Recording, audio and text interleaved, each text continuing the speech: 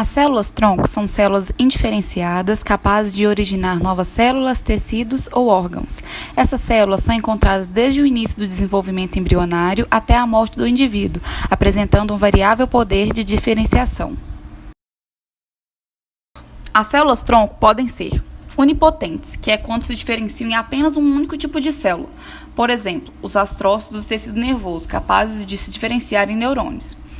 Oligopotentes se diferenciam em alguns poucos tipos de célula, por exemplo, as células mesenquimais indiferenciadas do tecido conjuntivo, que são capazes de se diferenciar em algumas células de tecido conjuntivo. Multipotentes se diferenciam em vários tipos de célula, por exemplo, células-tronco obtidas no sangue do cordão umbilical, que são capazes de se diferenciar nas várias células sanguíneas. Pluripotentes se diferenciam em todos os tipos de célula do indivíduo adulto, mas não as membranas extraembrionárias fetais. Totipotentes se diferenciam em todos os tipos de célula do indivíduo, inclusive tecidos embrionários e extraembrionários. As células-tronco embrionárias são extraídas do embrião. O desenvolvimento embrionário normal, durante o processo de fecundação, o óvulo se junta com o espermatozoide e forma o zigoto. Esse zigoto vai carregar as informações do óvulo e do espermatozoide. A partir disso, um óvulo dá comando de divisões celulares para que esse zigoto passe para o estágio de embrião. Quando ele começa a fazer esse processo de divisão, primeiro formam-se duas células chamadas blastômeros, e cada uma é uma unidade do processo de divisão embrionário. Essa divisão vem como uma progressão geométrica, 2, 4, 8, 16, 32, formando mórula e depois entra na fase em que é chamada de blástula, formando blastocisto. Quando se forma o blastocisto, eles acabam migrando para a borda da estrutura celular e formam, então, uma massa do blastocisto. Essa massa, ao ser retirada, tem uma alta capacidade de sofrer diferenciação. As células-tronco embrionárias são totipotentes, ou seja, elas conseguem se diferenciar em todos os tipos de células diferentes que compõem o corpo humano, incluindo a placenta e os anexos embrionários. As células-tronco têm alta capacidade de diferenciação e um alto uso no caso de terapias. Entretanto, existe uma polêmica quanto ao seu uso. Envolve um aspecto ético e uma questão religiosa. Em virtude disso, foi proposta uma lei no Brasil, na qual as células-tronco podem ser utilizadas apenas no caso de casais que passam por técnicas de fertilização assistida e que sobram embriões, que não foram transferidos e que esses embriões apresentem mais de 3 anos de congelamento. Então, esses casais podem doar esses embriões para pesquisa ou uso terapêutico. Os embriões não podem ser comercializados. As células-tronco adultas são indiferenciadas, ou seja, elas não têm características de um determinado tecido, podendo se transformar em qualquer outro. Elas têm a função principal de renovar e reparar os tecidos do corpo. Podemos encontrá-la em todas as partes do corpo humano, principalmente na medula óssea e no sangue do cordão umbilical. Elas possuem capacidade de se transformarem em menor escala, apresentando maior dificuldade para se dividirem do que as embrionárias. São chamadas também de multipotentes por serem menos versáteis do que as células-tronco embrionárias e por conseguirem originar células diferenciadas e com menor capacidade proliferativa. Ainda há mais um tipo de células-tronco, as induzidas ou IPS. As primeiras células-tronco humanas induzidas foram produzidas em 2007 a partir da pele. Essas são células adultas que foram reprogramadas geneticamente e voltaram ao seu estágio menos diferenciado, através da indução de expressão de genes e fatores específicos. Estes genes se inserem no DNA da célula adulta, como por exemplo de uma pele, e reprogramam o código genético. Com este novo programa, as células voltam ao estágio de uma célula-tronco embrionária e possuem características de auto-renovação e capacidade de se diferenciarem em qualquer tecido.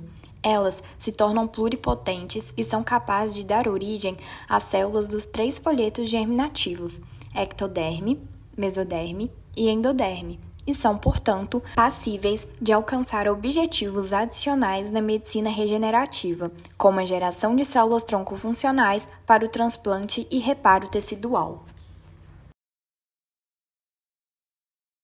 O tratamento de doenças com células-tronco, enquanto promissoras, ainda estão em estágios experimentais muito iniciais, Por exemplo, as células-tronco mesenquimal encontrada em todo o corpo, incluindo a medula óssea, pode ser direcionada para se tornar osso, cartilagem, gordura e músculo.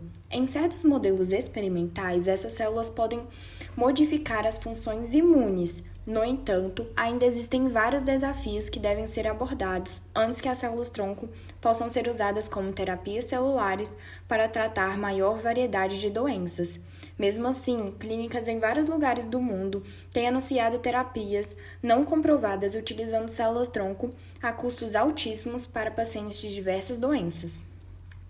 As células-tronco embrionárias têm potencial para o tratamento de diversas doenças graves, como doenças genéticas, lesões da medula espinhal, demências, doenças autoimunes, doenças degenerativas, dentre outras.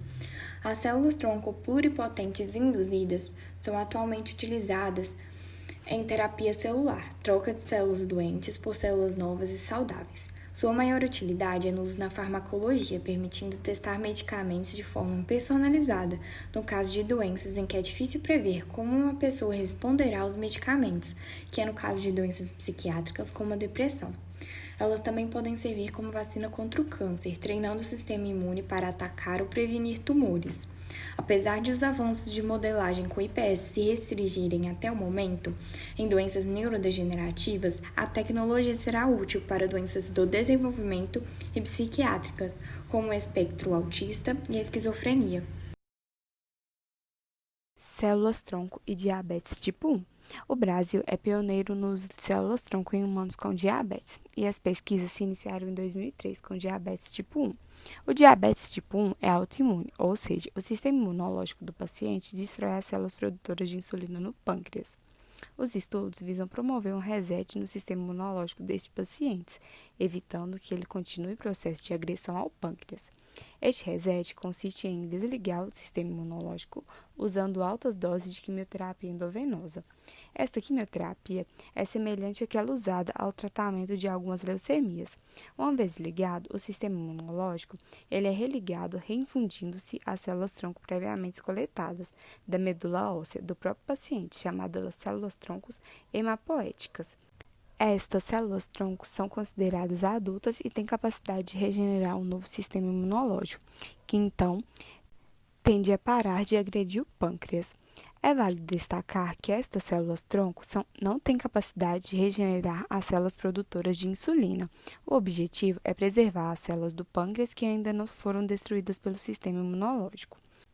Devido a esse motivo, não adianta realizar esse procedimento em indivíduos com mais tempo de diabetes.